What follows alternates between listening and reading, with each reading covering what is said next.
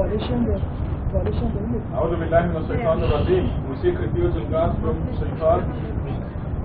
In the name of God, most gracious, most merciful.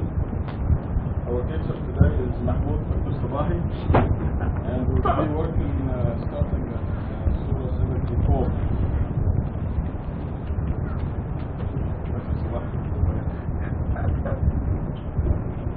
Bismillah ar-Rahman ar-Rahim. Before starting the Surah, I think in the tradition of teachers and the students, I'm going to have a pop quiz next week on what I teach today, so that the ones who sleep, and you'll find out about who is listening and who is not. I think maybe tonight is about the anniversary of the time that I came to the mosque last year. Or it is close, because I know it from the NBA playoffs. When I came the first night here, there was a gentleman here who had a small TV. He moved to Detroit, I guess, and he had the Lakers and I guess Detroit on TV. So it's about a year, more or less. God has His ways of reminding us of important dates. And this is a very tough surah that is given to me. But given the fact that God is the teacher of Quran, I ask Him to help me tonight, hopefully to be able to do a good job of what I understand from this surah, basically. And then I'll give you my views, and whatever you think about it, then it can be discussed. أعوذ بالله من الشيطان الرجيم بسم الله الرحمن الرحيم. One more thing that I have to add. I've divided the surah in different parts. I have gone through the whole thing. I've tried to see what the overall point of the surah is, and whether I can divide it in different parts that could help us understand it better. The first 7 verses of the surah, starting from 1 until 7, it seems to be like the instructions that God is giving to a lot of people think to Muhammad, and we know that it is not only to Muhammad, it's to everyone, and especially to what we know about the code right now. So start with the first verse. O you hidden secret, come out and warn. Extol your Lord, cleanse your cover, forsake what is wrong, be content with your Lord, steadfastly commemorate your Lord. These 7 ayahs, as you see, God is instructing or ordering the secret who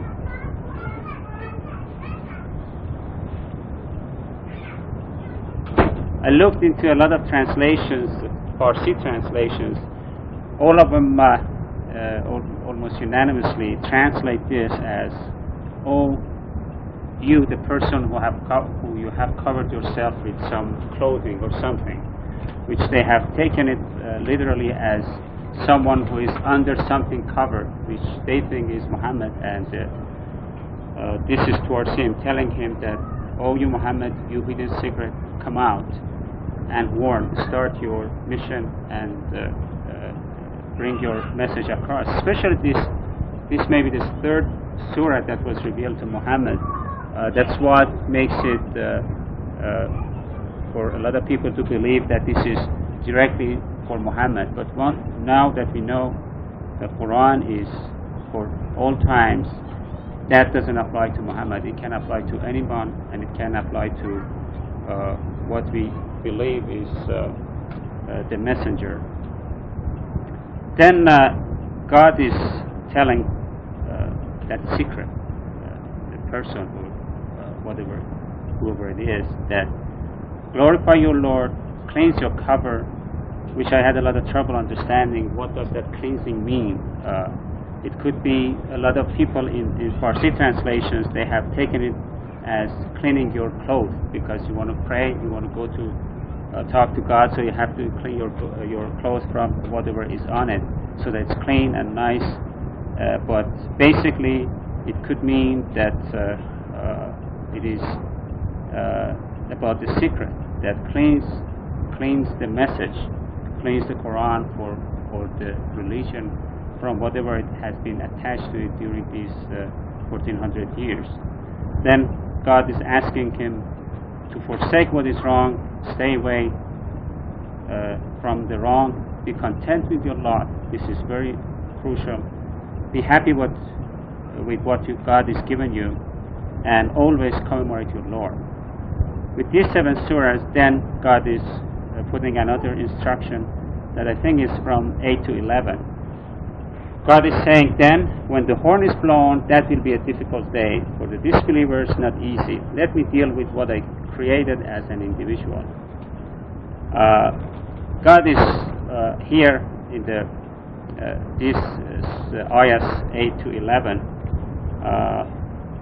is telling the messenger that when the horn is blown, which is obviously referring to the day of judgment, which is going to be a difficult day for the disbelievers and a good day for the believers, he says that's not going to be an easy day for those, and let me deal with those. And this is a very interesting ayah to me, at least. Let me deal with what I created as an individual. Sometimes we take it upon ourselves to deal with those who are disbelievers or who happen not to agree with what we say, and we try to deal with them or make judgments. And I think this is a very good verse that here God is telling us that let me deal with those, don't worry about those, I'm going to deal with them, you worry about what you're supposed to. Then from these instructions, the first part, if you look at it, it's all in present tense. It's like the instructions telling him what to do and what not to do. And then from 12 on, it starts with, I provided him with lots of money. I provided these, which is referring, I believe, to the disbeliever, those individuals that God is saying that I'll deal with them. I provided him with lots of money and children to behold. I made everything easy for him, yet he is greedy for more. He stubbornly refused to accept these proofs. I will increasingly punish him. For he reflected, then he decided. Miserable is what he decided. Miserable indeed is what he decided. He looked, he frowned and whined, then he turned away arrogantly. He said, this is but clever magic. This is human made.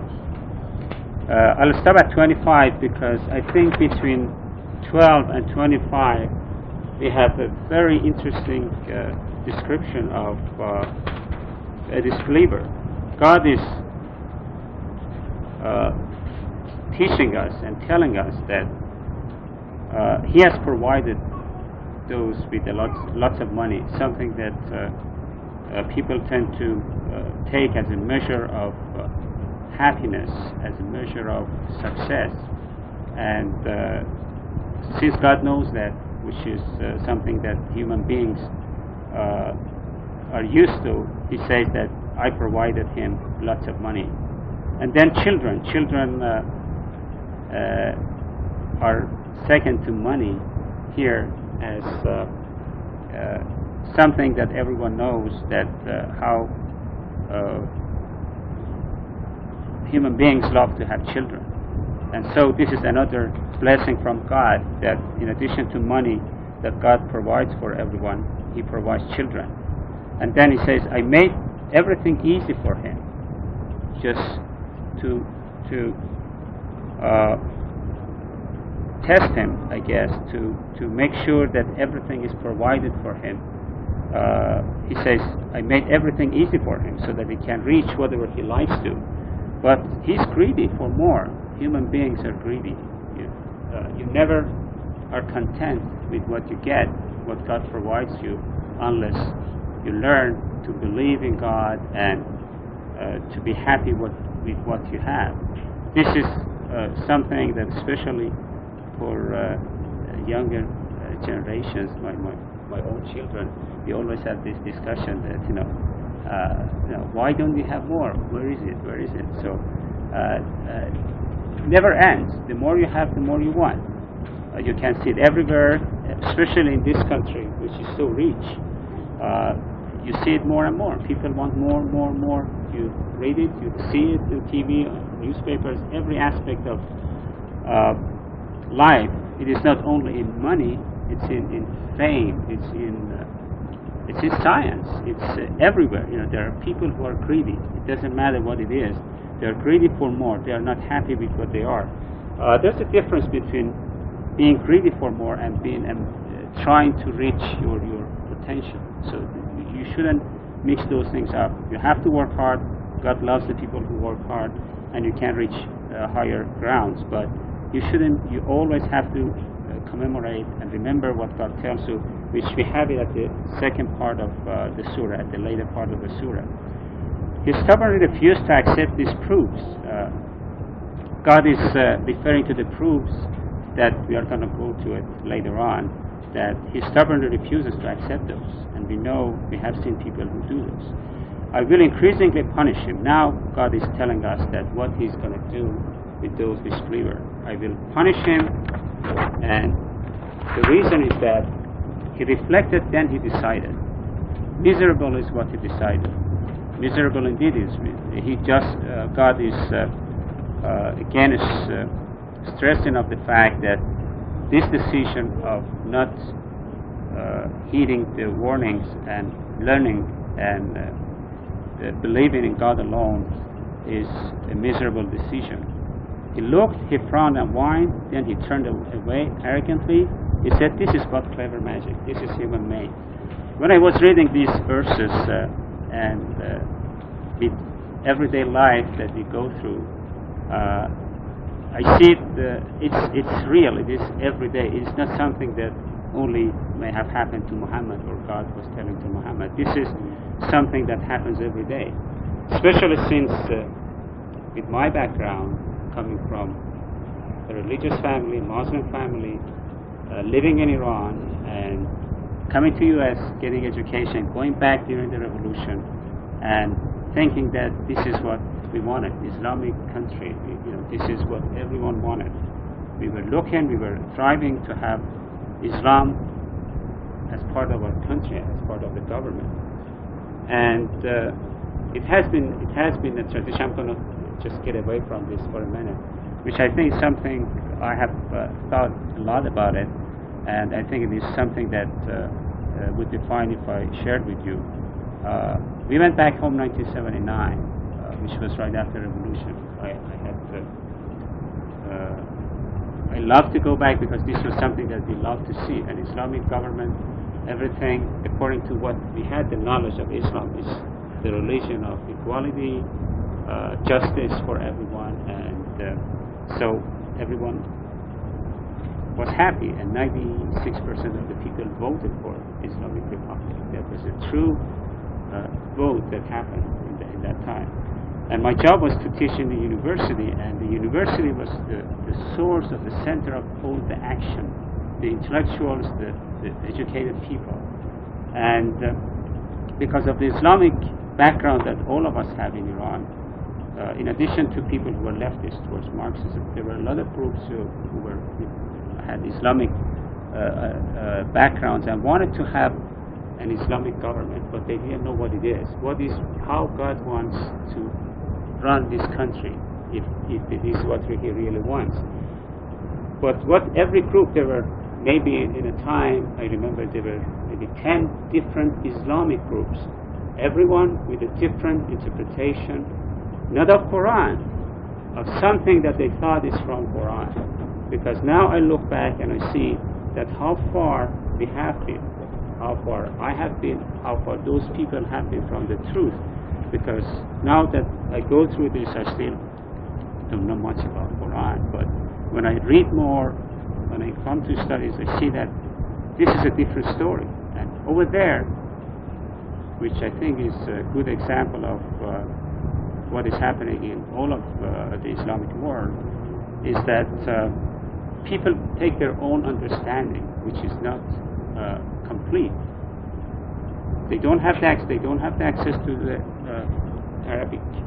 They have access to lousy translations, And one interesting thing that I read recently was that somebody mentioned that people try to interpret Quran or translate Quran based on the Hadith. They mean they adjust the Quran translation or understanding to the Hadith, not vice versa. And this is a very true thing that happens. But anyway, during these times, always wanting more from Islam, wanting to know more from Quran has been something that, especially the younger generations after Dr. Shariati, wanted to know. But unfortunately, there is no way that you can reach these things. You can reach the point to see what is really in here. What happened is that people started to think twice after what happened, after 2 or 3 years after the revolution. Everybody started to blame Islam and Quran and whatever is related to it. They didn't think that this is because this religious establishment, whose leaders are there, ruling the country, were a representative of Islam, and people who just knew Islam because they were born as Muslims, they saw this as a true representation of what is really all about. You know, when you say Islam, you stone a woman. If you see Islam, you execute someone without any trial. If it's Islam, they can search you without any warrant, anything. They can take you, kill you, and so on and so forth. So what happened was that after 5 years, which I was eligible to come for my sabbatical, 4 years after I came to U.S. for a presentation of a paper to a conference. Then, as a matter of fact, I came to Tucson to visit a friend. Then went back home and I told Eric that I have to go for sabbatical leave. I'm sick and tired of. I want to learn more science, so I have to go. So I started to look for sabbatical leave is something that everybody who works in university after so many years is eligible to go for extension of their education or catching up with the science, to update their knowledge. After the revolution, they have completely demolished it. But when I went back home, I said, Eric, we have to go. Whatever happens, we want to go, we should go. And God knows now that I know, after a few months, they passed the rule that now people can go. And since I was one of the older, at least at the time, had more experience at the university, I applied and was accepted. It was a big, long journey to come to U.S. And we almost stopped in Vancouver, but things worked out, and thanks God we ended up in Tucson. But when we came here, one thing that I didn't want to hear about was Islam, Quran, and everything. The reason was that I saw the brainwashings that were going on in schools. I leave my children in school, and it was a dilemma. What could I teach them? What is being taught in the schools? And what contradictions and what problems and what dangers are involved. So anyway, we came here, and I remember one day one of these Jehovah's Witnesses, right, came to the door and talked to her. She couldn't refuse, and she thought she's so nice to talk to them. And after they kept calling, and she said, Mahmoud, talk to them, tell them we don't want to hear it. And I said, you invited them, why should I? So anyway, one Sunday morning they showed up at the door, 2 very nice ladies. I opened the door, I had chain on. I said, no, we don't want to talk to you. The lady insisted. I felt bad. I said, okay, let's make an arrangement for another week. So anyway, one day they came in, I sat down with them and said, okay, I listened to you, give all of your things.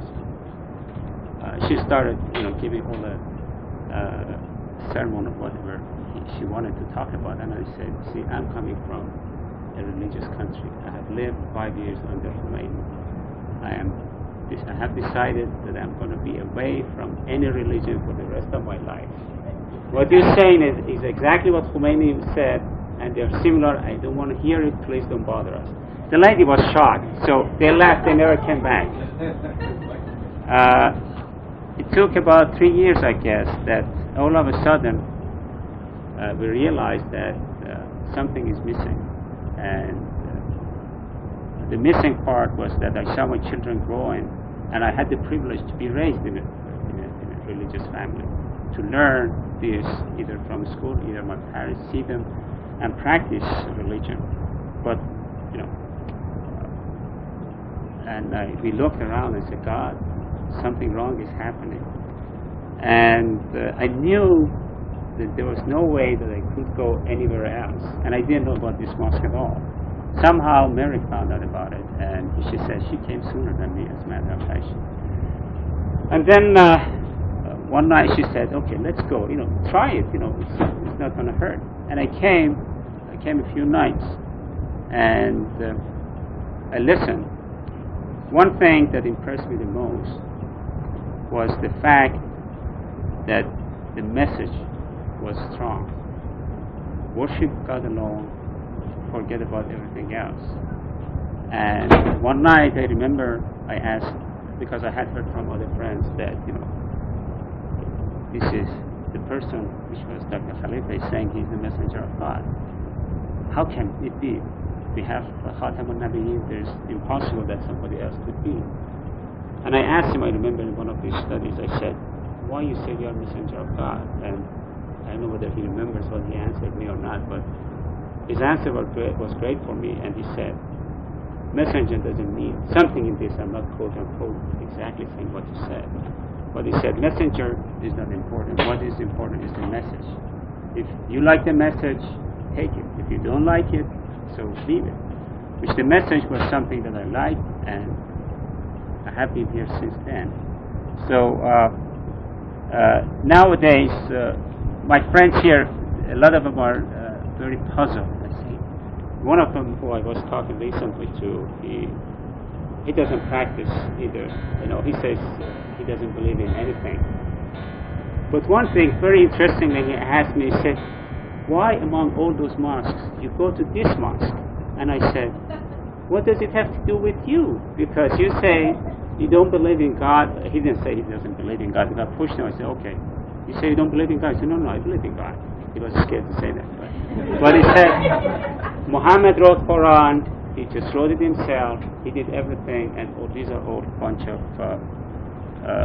his word nonsense.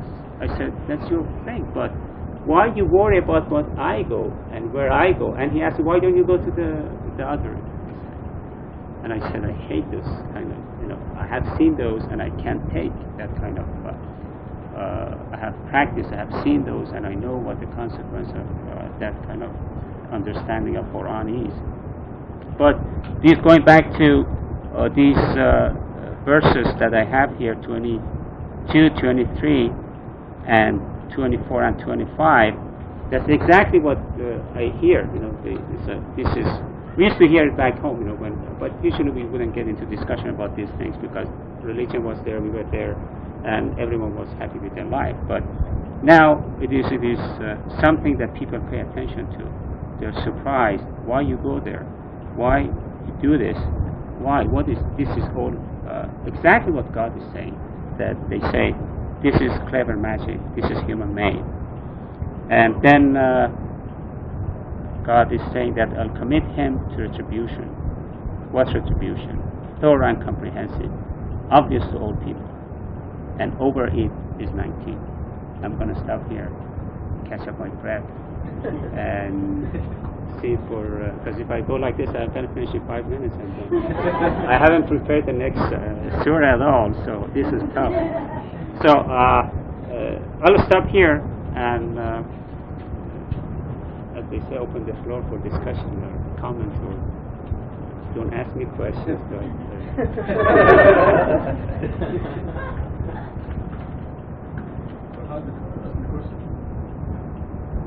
I gave him a few questions to ask me. This one, when we teach, that's what we do.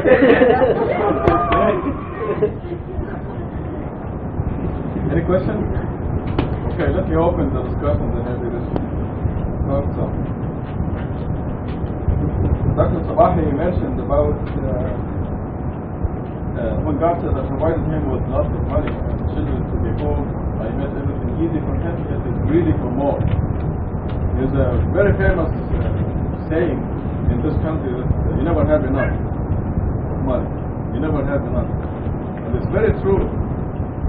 You come close to some of the richest people in the world and they don't have enough. I was listening to Sammy Davis Jr. the other day on TV. He wrote a book called Why Me?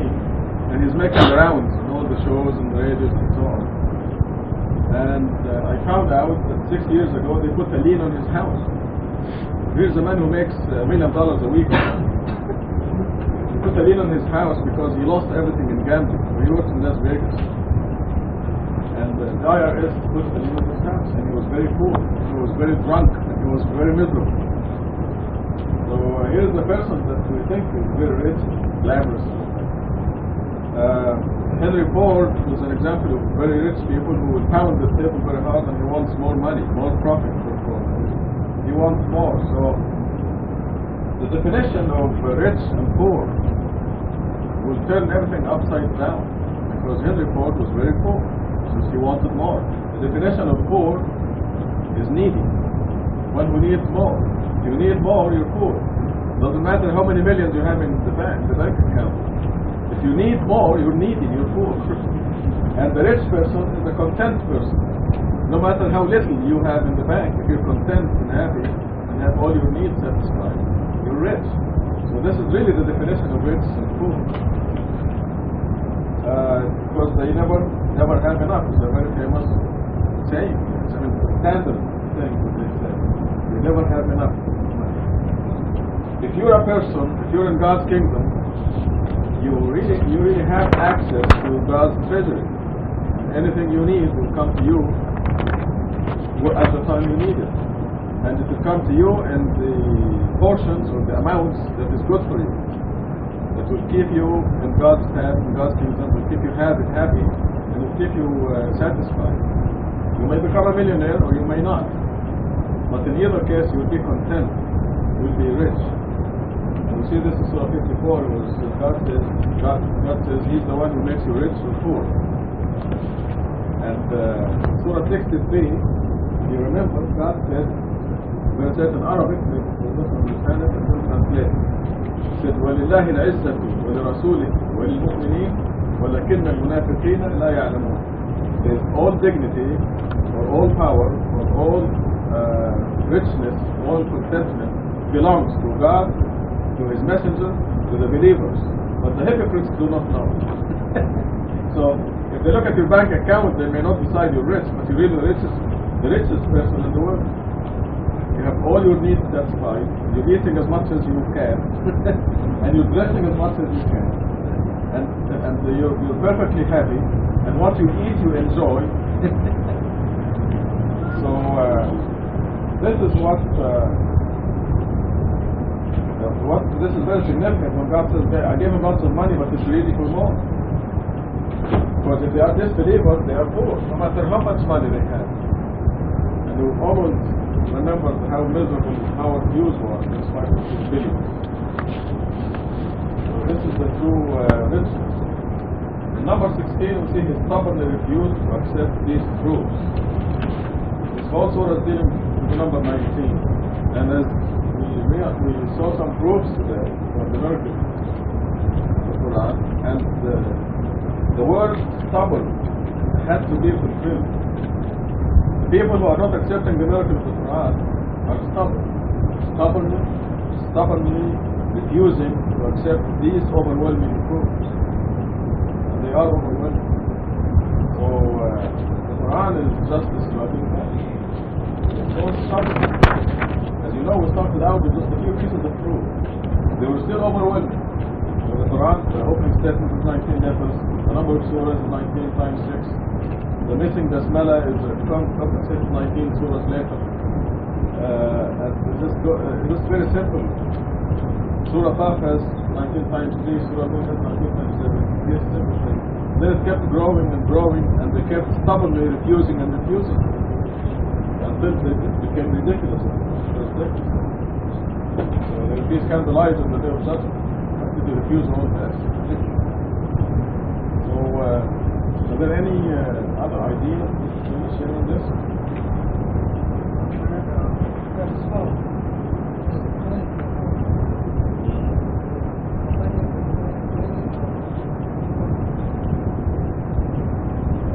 Well, I look at this as the whole surah is talking to the number 19. Cleanse your cover means clean all the doubts, remove all the incorrect things, could refer to the two verses, remove the two verses. Yes. The beginning of the Sura chapter, it is a making chapter, and there is no mention of devotion in the Quran long word, and there's Arabic because it is glorified of Allah, and then with your power, it will be simple, literally.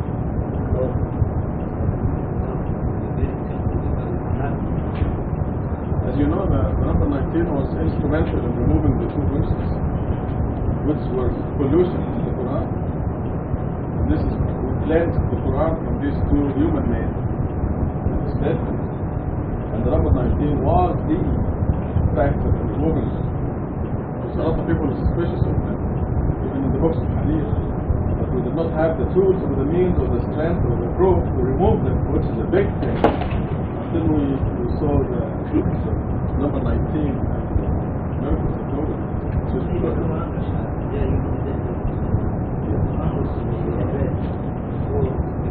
people they cover the message of that's fine, but I look at it as only addressing the number 19. I got so excited that I forgot my notes because I prepared some notes. Referring to that same verse, cleanse your cover, since a lot of Farsi translations have that as clothing, which is libas in Arabic, I tried to see whether there is anywhere in Quran that God refers to cover as libas. I just found one. I think it's 78:10. God says the Arabic is وَجَعَلْنَا اللَّيْلَ لِبَاسًا, which you have translated it cover again. We make the night a cover, but the Arabic word is libas, which is what you put on, clothing. But here it's just thiyabika, which I don't know what the Arabic really means, whether it means cover. Then I realized that if God wanted to talk about the clothing, to clean up your clothes, then he would have used libas rather than thiyabika for that. Actually, thiyab also means garment. Does it? Yes, it means garment. But it is allegorical.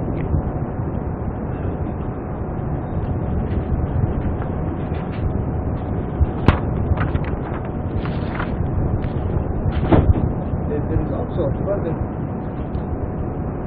I think a further miracle involved in the Quran is the use of the multi-meaning words to encourage disbelievers to have different interpretations of the same words. And the Quran says that. It says that's the mechanism by which God misguides the disbelievers. So let them blunder in their. There was also a dilemma here that this surah, the hidden secret was hidden for 14 centuries. Right. So what will the people do before they discover? Exactly. I mean, this is also the والعرض بعد ذلك الدحاها. The word dahaha also is a multi-meaning word because God is so merciful that he even has respect for the idiots that do not know that Earth is round and they think it's flat. So it's not multi-meaning. No, it also means It's not multi-meaning. Not one meaning. doesn't daha means No. in I was going to say, it doesn't have multi-meaning. This is one meaning. One meaning. They didn't. They couldn't understand this because it's so obvious. Daha in Arabic is egg. Dahaha made it like egg. It's very obvious. There's not any other meaning. No, but they couldn't understand this. They had difficulty with understanding this. They started to interpret this. They said dahaha means metha. Metha means the egg, the place of egg. Where you put. They said from Daha, Allah wants from us to understand Medha, the place of egg. Made like the place of egg, but Allah doesn't say Medha. He interprets it by forcing. okay, but isn't that true that dahi also means back? No. They say town. No. So they invented this meaning because they could not. They could not figure out understand. what this I see. mean, you know? I see. There's this exchange. There is a multiple meaning sentence here, verse 29. Yes. Obvious to all the people. Also has another meaning, but this meaning is very powerful. The Quran says, "Ya wahad fi bashar." Has two words in this verse. The wahad, its meaning is to obvious, lawha, the wahad, and the other meaning is burn, to make, to burn. Al-bashar in Quran, full Quran, bashar is humankind. And another meaning, it is not used in Quran, but in Arabic you can find bashar means skin. They prefer the second meaning. The wahad in bashar is burning the skin of the human being because of the hair. And they could understand in this way, it's very interesting. But the first meaning, which is more dominant, the word bashar, because the word bashar is mentioned the second time in the verse 31, and the last word of verse 31 you see is bashar, zikra bashar. It is a reminder for the people, all people. But if you look to all interpretation, all of them will interpret it as the word bashar burning. It burns the skin of human body. This multiple meaning. But the Quran always gives you, if there is a questionable word, that will give you an Exactly. explanation. That's the mechanism. In the next verse or the verse before that, immediately before that. It's like when the Quran talks about the Salat prayer being in existence before the Quran. They tell you the Salat at that time was clapping and whistling, just to ridicule the disbelievers. But God gives them a word too, actually, in the verse before that, using the same word which was repelling. You know, by crowding the mosque, they were repelling the unbelievers by doing something to keep them away. It has nothing to do with clapping or whistling. They invent this meaning just like that, easily. Like the haha means flat. Right. I refer to And like Ummi and the Prophet in the quote of the Prophet Ummi. They right. made the word, the Gentiles, they made it into illiterate. And it actually became a word in the language. I know. It's a false word. Ummi means somebody who's illiterate. Yeah, it doesn't mean that. You were saying something? No, I was saying that I was referring to Al-Munjid. Oh, you mean one of the Mufassirs? Yes. Right. They do say that. It's in the encyclopedia basically. After changing the meaning, they started to use it. Exactly. Yes. Exactly. But if you look at a big translation, you will see they manipulate this word. They say that means Because they yes, don't I understand understand. it. That means, but it should be understood as method. They force their traditions on the Quran. One of the major things is, for example, for the women to cover their chest. They make the word, they say it comes up from the head down to the chest. You know, they're telling God what to do, in other words. They're telling the Quran what the correct understanding is. So they force their traditions on the Quran. I want to give you another example of multi-meaning word. It's a very interesting example. Is خلق الإنسان من علق. He created human beings from علق. What is علق? Well, if you look all the translations, also new translation, because many of them based on old translation, you see from a cloth, from a blood, from cloth, yes. But it is embryonically, scientifically it is not true, not correct. In our evolution from humanity of birthday, there is no this face, no cloth. If you look at Arabic, in Arabic, it has three meanings. Not two meanings, it has three meanings. One is cloth, alaq, alaq al-insan min cloth. And the second one, the hanging part, a piece, a part that's hanging on something. Mu'allaq, you use in Arabic in Farsi, mu'allaq, alaq. And the third meaning is a small animal that, how do you say it? Yes, you put on your... Yes, it is. And now we see that this is the second phase of evolution, and this must be should be translated in the second or third medium. Allah created us from like a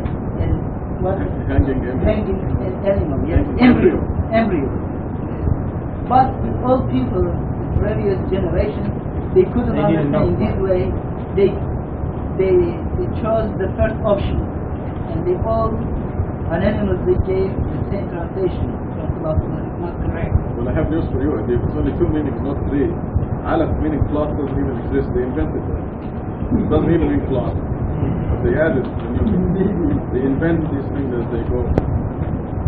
Okay, back to Dr. Sabahi. Before getting to 31, one comment about what you said about the disbeliever, how miserable they are and they don't know it. 29:54, the verse says, they challenge you to bring doom, though hell is actually surrounding the disbelievers and they don't realize it. So this is another verse that I found that relates to what it is really. It's a continuous matter being in hell that starts from here and then continues to the day of resurrection. Verse 31 by itself, it is all in present time, in present tense, sorry. We made the guardians of hell angels, and we assigned their numbers 19, in parentheses, for the following reasons: to disturb the disbelievers, to convince the Christians and the Jews, to strengthen the faith of the faithful, to remove all the traces of doubt from the hearts of Christians, Jews, as well as the believers, and to expose those who harbor doubt in their hearts and the disbelievers. They will say, what did God mean by this allegory? God does send astray whoever he wills and guides whomever he wills. None knows the soldiers of your Lord except he. This by itself is a huge chapter. First I tell you about the translations that I saw, and it is very interesting when I look at them, is that everyone translates, most of the ones that I saw, translate this right. They say, we made the guardians of hell. Exactly, they say the guardians, the ones who are guarding the hell, 19. And this is for these reasons: to disturb the disbelievers, to convince the Christians and the Jews to join to accept that this is a divine scripture, and to strengthen the faith and so on. But none of them relates this part to the beginning, the rest of the 29 verses that are preceding this. So they isolate this or translate it as if there is no relationship between this and the hidden secret that God is mentioning at the first. What would it mean if God was telling Muhammad, okay, come out and give the message and warn, while he's telling that there are 19 angels, and this number 19 is a secret. It's something that we have put in there to disturb the disbelievers. The first thing that God is saying is that to disturb the disbelievers, because when you go to them with this, I haven't done it yet, so I don't know how the reactions is, but I can imagine how they would react. And seeing what I have seen here is that it really disturbs them, so they try to avoid what is the logic. This is a logic, this is a mathematical code. This is something which nobody can say it is something that made by Rashad Khalifa or whoever else. It is something which is in there, and nobody can deny it. So it really disturbs the disbelievers. And then to convince the Christians and Jews, which is clear by itself, to strengthen the faith of the faithful. This is very crucial, at least for me, because usually, especially the educated people who go to college, if they go further and do more and more, all of a sudden they look in the mirror to themselves and say, wow, this is me discovering all these things, finding all these things, and you start thanking yourself in the mirror that, wow, what a creature I am, that I'm doing all these things. And slowly you can really lose your faith. You start questioning how can God do all these things? especially for me, a chemist. I was thinking, 20 years I have been doing chemistry, and it is a wonderful field, and it is so amazing that for me, I look at it and I say, God, how could this happen? But coming back and reading Quran and trying to understand it, it gives me more the feeling that no, this is real, this is scientific, this is something that God has created and left for us to use for our everyday life. And 5, to expose those who harbor doubt in their hearts and the disbelievers. To expose those who harbor doubts in their hearts, which here clearly this is about the hypocrites, that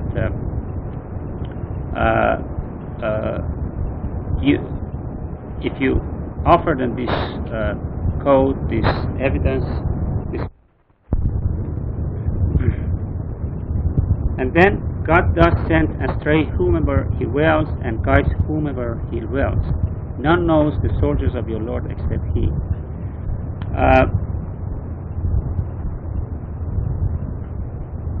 Going back to what I mentioned about at least my own experience and the question of number 19, from the day that I came to this mosque, I heard about it and I saw it and I saw people talking about it. But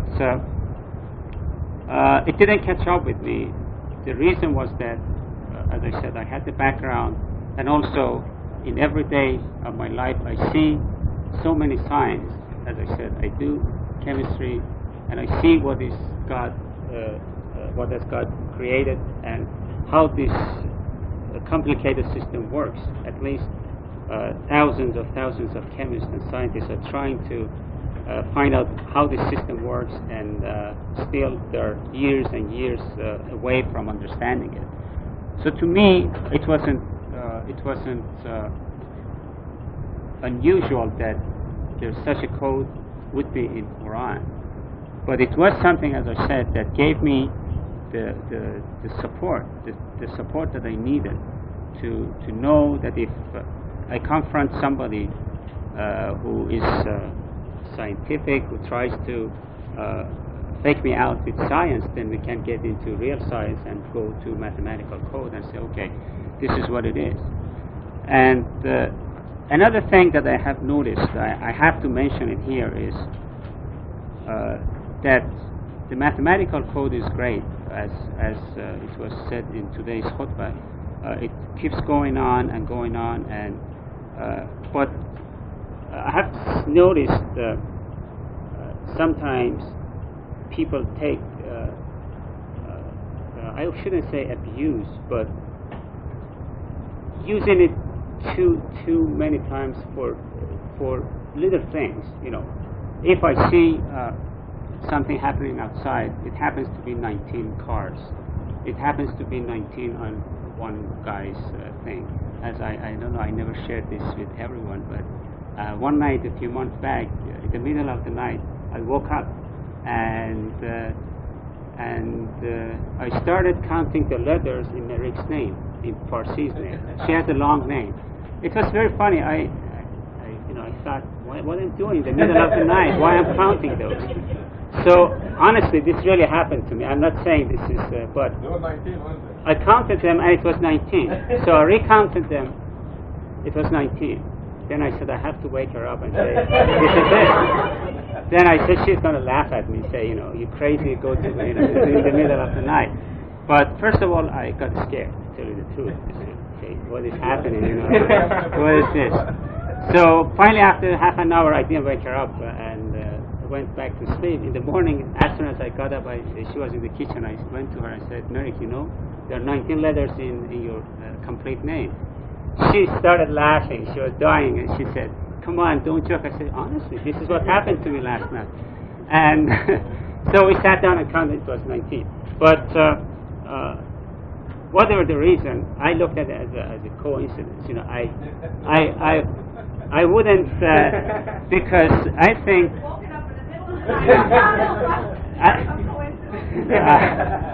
that's why I thought, I told Merik that she may be an Imamzadeh. You know what Imamzadeh is? Imamzadeh is, how to, Adib, you know what Imam Like a said? saint. No, I say, And not a saint exactly, someone related to the Imam. Yeah. Right. And I said, I guess this is a. So anyway, what I. she's counted the place for you. She investigated carefully, and then she just told the rest of the family, let's go. She's much better than the saint. So in any case, but seriously, this is something that sometimes I think those times when we go try to overkill something which is not related to this, something that everybody can question your logic, because if you try to mix them up, then you I think are taking away from what is really here. It's called dilution. This is the deep expression. What is it? Dilution. Dilution. Oh, okay. And Chemical, chemical terms. Yes, you're diluting. You're right. So this is something that I wanted to mention as part of what I saw in this verse and overall in the surah. And going back to this verse, God does send astray whomever He wills and guides whomever He wills. None knows the soldier of the Lord except He. This is another thing that I would like to mention. I have another verse from Surah 19, Maryam, I guess, 73. When our revelations are recited to them, clearly explain, the disbeliever asks the believers, which side is more powerful and in greater number? And here God says, none knows the soldiers of your Lord except He. I think there's something related to this. My understanding is that God is telling us, reminding us, don't judge people. We are responsible, or we have the responsibility of giving the message, warn them, but in no ways we have the right or are given the right to try to judge them. If they are believers or non-believers, God knows it. We don't have to say to someone that he is a disbeliever or non-believer, because it is a very, very big responsibility that I would take personally if I told someone he is not a believer, or he is a believer, or he is not. The only thing that I can tell him is that, okay, this is the truth, this is God's message, this is the proof. Take heed or not. And since God tells us later, and here again, He guides whomever He wills, and sends astray whomever He wills, that again is telling us that we have no business of judging people. And again, I have experienced this, that a lot of people who are really interested to come and listen and learn for different reasons. Some of them are curious, some of them are really looking for a place that would be free from all the things that have been added to Islam, somewhere that they can sit down freely to listen and learn, and then decide. If God wills, they will learn and they will abide by the rules of the Quran. If not, then we'll go back to where they are. But if we, as persons, as people who come here, and somehow the more we come here, we feel that feeling of belonging to this place, we try to protect it.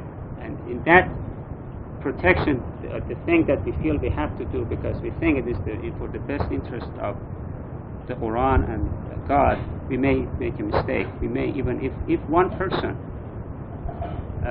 doesn't get the chance to come in here and listens at least to what is the message, then, and we have to do something with it, then we are responsible.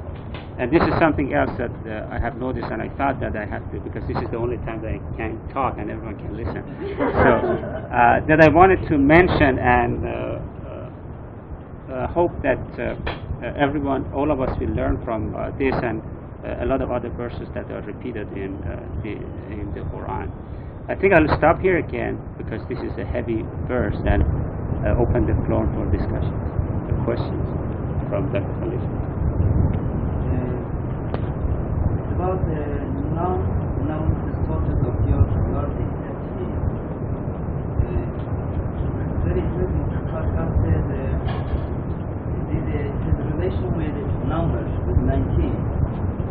And memory was removed, soldiers for angels and also for believers that fight for God. And I had written down some verses about soldiers of God. For example, to God belongs all the forces, all the soldiers of the heavens and the earth. God is Almighty Wise in Sura. And in other words, then God sent down a sense of security upon his messengers and his believers, and he set down invisible soldiers who tormented the disbelievers. This is what the disbelievers deserve. In other words, you had said to the believers, is it not enough that God supports you with 3,000 angels descending? You know, the numbers also in Quran, the number of Quran has been counted, and the total number of numbers without fixation is a multiple 19. If you add these numbers and to another number, and it will not be multiple of 19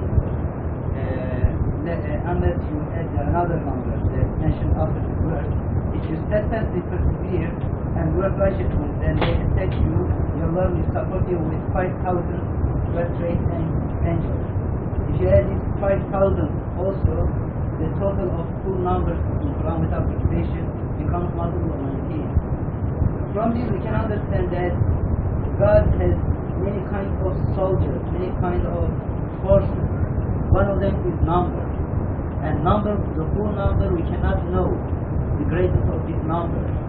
And also the kind of soldiers of God. What kind of soldiers does God have? And here I think Allah mentioned that number 19 also one of the soldiers of God.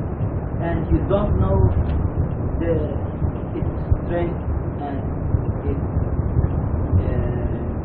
limitation.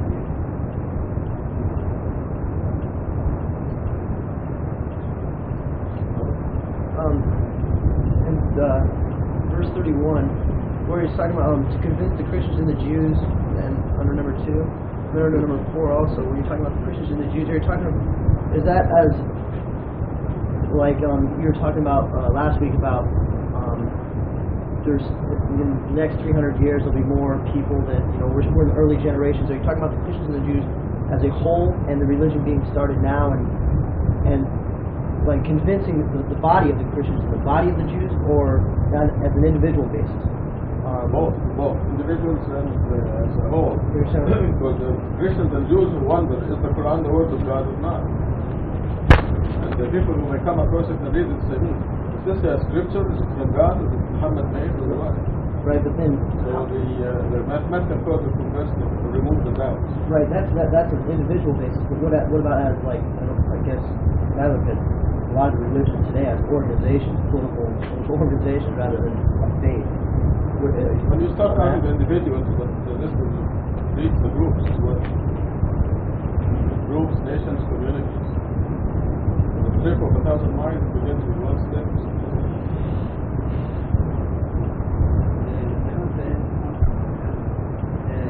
The so-called Muslims that they do not accept mathematical miracle of the Quran, you know, they interpret this verse in another way. They say the number of gardens of hell. And I have one question to them, and they cannot answer to this question. This question is the item 4 in verse 30. Item 4 says, to remove all traces of doubt from the heart of Christians, Jews, as well as the believers. I ask them, with our number 19, with our understanding, and with our message, many Christians become Muslim, and in the future they will be Muslim, inshallah. But with your number 19, how many Christians became Muslim and become Muslim? Why? Why should they become Muslim with this number 19? Yes, what's the reason? And they cannot answer this question. I use number 3 actually. I asked the same question that the deep is talking about. Delusion number 3, strengthen the faith of the faithful. Why should it increase the faith of the faithful, whether the angels guarding him are 19 or 26 or 72? Well, why? They say their answer is this. It has been prepared before. The answer is because they will find, the Christians and Jews will find the number 19 guardian in their book also. I say no. It's not true in 2. Because they can't find in their book, there is no 19 guardian in their book. And the second, let's accept that there is, but it will not increase their faith because there are many things mentioned in Quran and in their book. These will decrease their belief because they say, you stole, you have stolen from our book, you copied from our book, Mary, there is story of Mary. Did you know this was copyrighted? Many stories in Quran common. Why? Especially number 19. That's a common belief anyway amongst the Christians and Jews that the Quran has been copied from the Torah. It's one over. But this was what the Deep mentioned, is one of the ignorant tafsirs where they said it must be that 19 guardians of hell is also mentioned in the Bible. Yes, yes. And when the Christians and Jews see this, they say, oh, the Quran must be correct. But there's no such thing in the Bible. Many times you can explain miracle of 19 since it's undeniable. The best answer they have is they cannot deny it. So I have seen at least one case. But the miracle of the Quran is more than that. So that's the best answer they can find. So they cannot deny it. They don't accept it. So what the answer they have is It's more than that. it's not. It's You really should more ask than. them, give me please examples. Okay, Give you examples, one more example. They will not give you, they will give you. No, I had people who tried to write the Sura like this. I'm serious. Mathematically coded? Yes. Like writing 3 letters and stuff. Makes sense. You thought of maybe. It's too late now, it's too overwhelming. Any other questions? Yeah, they have one. That's another question. Comment. Keep comments down. about making judgment about others. I think it's the function of the person is making judgment all the time. Every second you are making judgment about things, about people, about everything. So if you mean that if you make a judgment without having any proof, do not disclose it to others or people. But in your day-to-day life, you love one person more than the other. This is just based on your personal judgment. You feel one person is more loyal than the other. You get more close to him than the other. It's based on your personal judgment. But I agree that if you don't have enough evidence, you should not disclose it to somebody else that this guy is not a loyal, that this is legal. You don't have enough evidence, or you cannot prosecute. That is the function of God. God will prosecute or make judgment, final judgment about any whoever you will. That if that you mean, that I definitely agree. But personal judgment, you are doing everything. This is a very important point because they make a big deal here about don't judge. But you cannot say the person goes to heaven or hell. This is what you cannot do. Because people change. You may change tomorrow. Masud Sabahi himself made a statement that somebody doesn't believe in God. It's a statement of fact. The person himself says, I don't believe in God.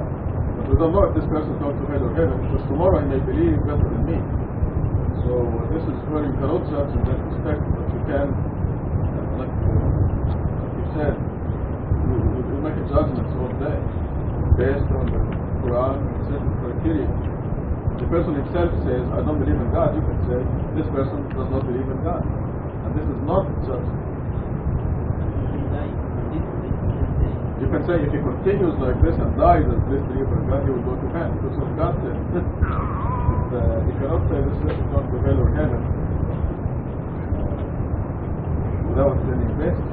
This is changing possibility. They even cannot disclose it. I think it's not good to disclose to somebody else.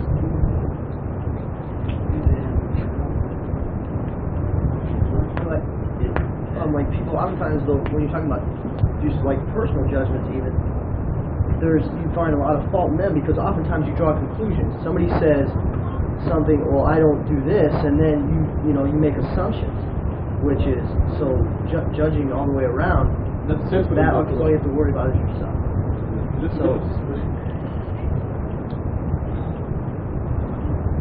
So what assumptions the person?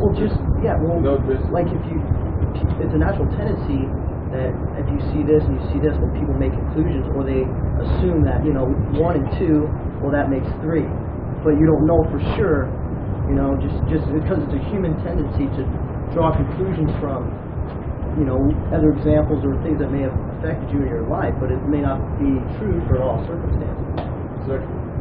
This is a very important principle in the Quran that we must always remember. That a little bit of suspicion is sinful. Even a little bit is sinful. If a person is passing by you and making a face, you draw a conclusion that this person is unfriendly or doesn't like you. Based on that, you can feel wrong and it's sinful. Because that person will be having a headache or a stomach ache. You don't know why he's making a face. And you must give the person the benefit of doubt. Instead of telling if the person is unfriendly or doesn't like you, you have to say there's something wrong with this person. And you feel more actually pity or kindness towards the person instead of the other way around. So the Quran makes this very clear, very strong. A little bit of suspicion is sinful. You cannot make conclusions or assumptions without proof. Can I make a point here? Like some people think that if a person doesn't come to the mosque and prays like in the afternoon, some people come at 12 and some of us cannot come. And people think that only because we don't come, we don't pray. And they, because we always have to be here or something. It doesn't have to be that we don't pray. We can pray when we're working or something like that. So it doesn't mean that we don't pray. Or that we don't not doing something good. Like I missed a lot of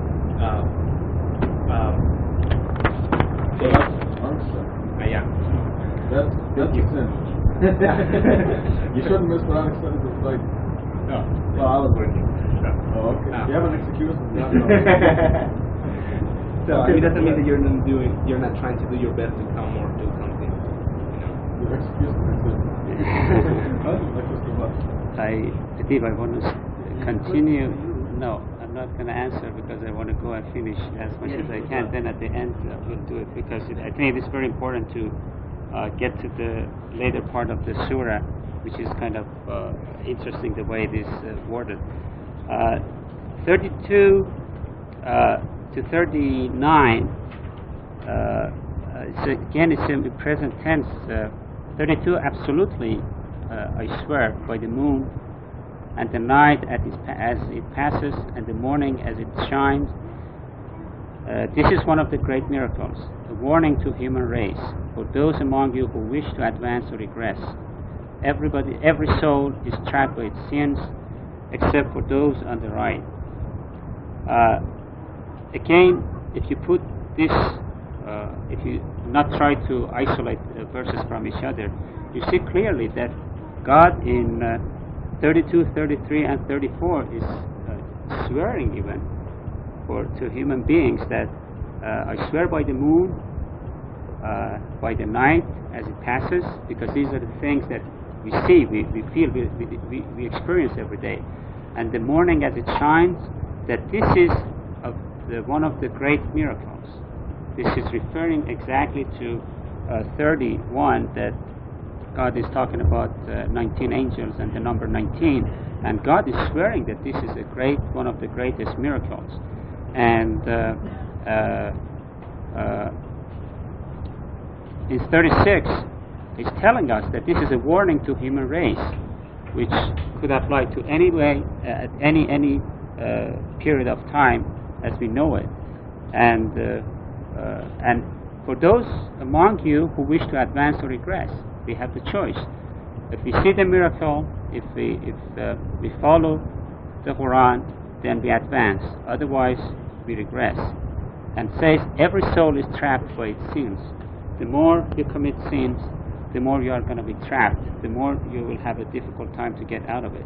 And this goes back to what has been discussed quite a few number of times here that the 40 years of age is the limit.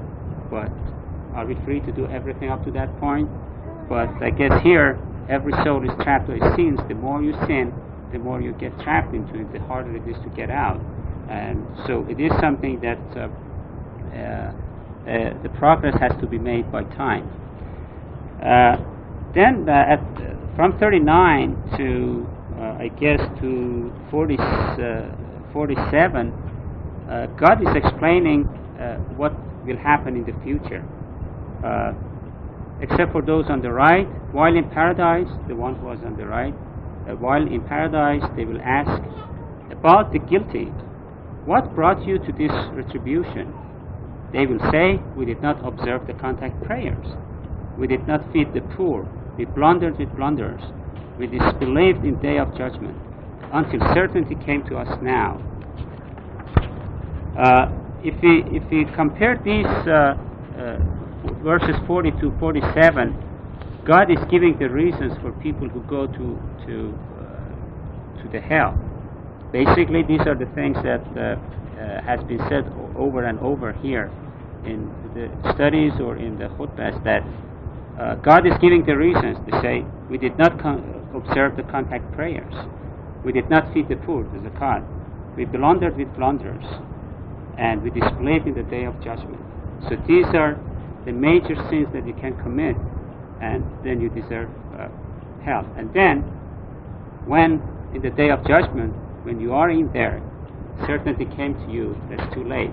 You have already committed enough that it's too late for you to repent. And God now is saying, it's a kind of a closing on the whole surah. God is saying the intercession of the intercessor will never help them because of what they committed, the sins that they committed. Why are they so averse to this reminder, running like zebras who are fleeing from the lion? Does each one of them want to receive the scripture personally? Indeed, they do not fear the hereafter. Indeed, this is a reminder for those who wish to ask to take heed. They cannot take heed against God's will. He is the source of righteousness. He is the source of forgiveness. 48 is clearly what I didn't know before coming to the mosque, that shafa'ah or intercession is not going to help anyone. That's why a lot of people who think they are Muslims, they believe in intercession by Muhammad, by his Ali, and maybe Umar, and so on and so forth. But clearly God is saying that no shafa'ah, no intercession. And then God is kind of, when I read this verse, it's kind of a father talking to his son, because I have a son, 2 sons. Say, why are they so averse to this reminder? Because you tell your son, because you are more experienced, you have a little more gray hair, and he said, don't do this. God is telling us, don't do this, do the right things. But we are averse to the reminder, and then we go and experience it. And God says, why are they so averse to this reminder? Why they don't take heed and they don't understand? They are running like zebras who are fleeing from lion. And then God is asking, I think there's a little bit sarcasm in here, that does each one of them want to receive the scripture personally? Should God come to each one of us personally and tell, okay, this is your scripture, go and follow these rules? And then God is telling us, indeed, they do not fear the hereafter. They are not afraid of the day of judgment. Indeed, this is a reminder. This book, this message, this miracle is a reminder for all the people. For those... Oh, God. I think it came down on him. Okay. Did it catch him? The board all right? Huh? The board all right? Yeah. Did you hear the board? Yeah, I heard the board.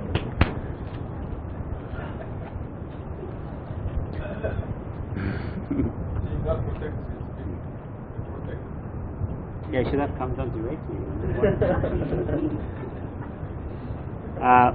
indeed, this is a reminder for those who wish to take heed.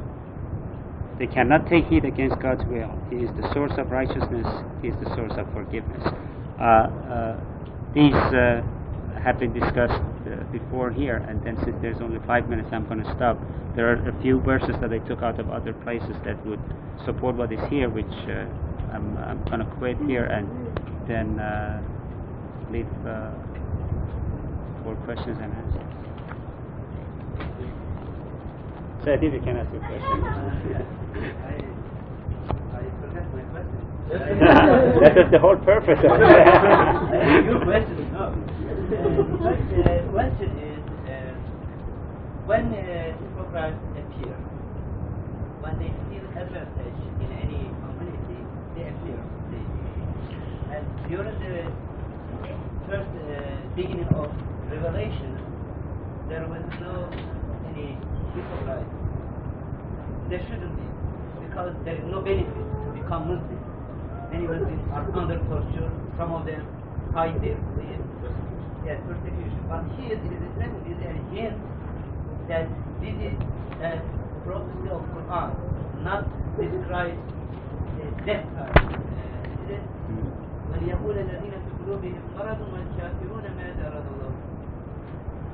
So, to expose those who harbor doubt in their heart, قُلُوبِهِمْ مَرَضٌ, the people who has disease in their heart.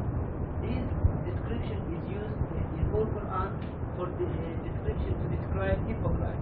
But during this time of revelation of this chapter, there was no hypocrite. This shows that this is For the future, yeah. Connected with the Quran. Yes, with the future. And another interesting point is, they say we disbelieve in the day of judgment. But 2 verses after this, Allah says, the intercession of the intercessor will never hurt them. If you believe in intercession, it shows that you believe in resurrection also. Because you believe in intercession, you say when you resurrect, somebody will save you from God. Is there any contradiction in this verse? No, we see that we disbelieve in the day of judgment. What is the day of judgment? The description of day of judgment in Quran, we see there is no shafa'i in that day. If you believe in shafa'i, intercession, you deny, you disbelieve, you are a disbeliever of day of judgment. Because Allah says, يوم وما أدراك يوم الدين, do you know what is يوم الدين? يوم لا تملك نفس لنفس شيئا والأمر يومئذ لله. That day, nobody has not any power, The whole power is power of God. And if somebody believes in Shafa'ah, yes, he doesn't believe in day of judgment. If he says he is not, it's only a big servant. Because I think both Muslims, so-called Muslims, and also rejecter of or atheists, both of them are addressed in these verses. Some people may understand Allah excludes so-called Muslims because they say we believe in the day of judgment, but in fact they do not believe in the day of judgment.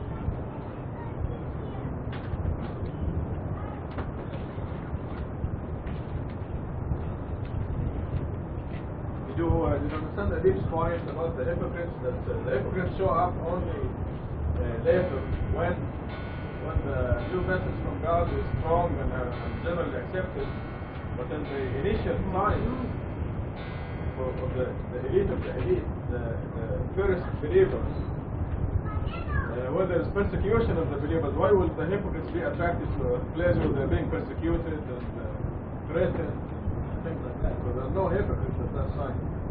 But if you announce that everyone who comes to Masud Sabahi will give him $200, we'll have a big crowd here, and you can be sure some of them are hypocrites. They're not all believers.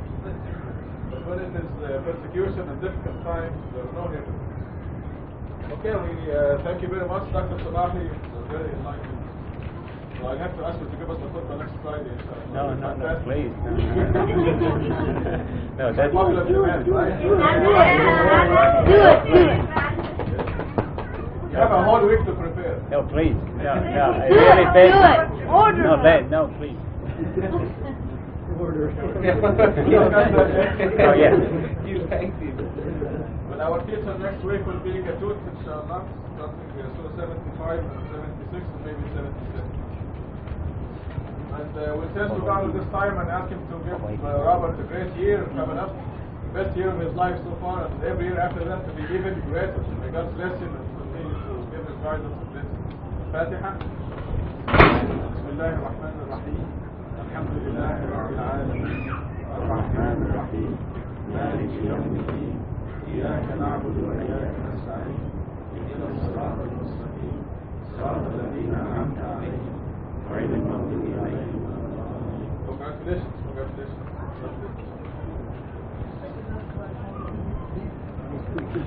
Yeah. Some vibration going on.